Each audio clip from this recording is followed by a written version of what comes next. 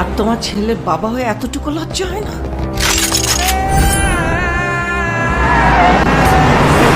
উনি একজন ড্রাগ।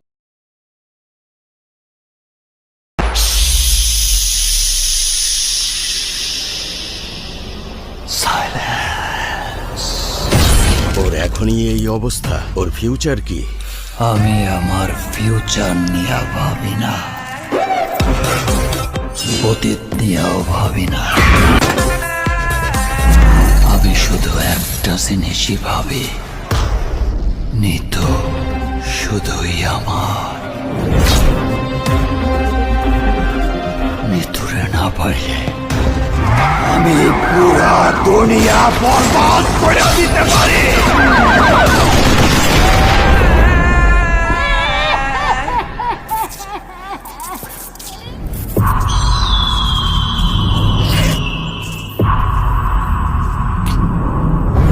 এই জিল্লা, মাল দে।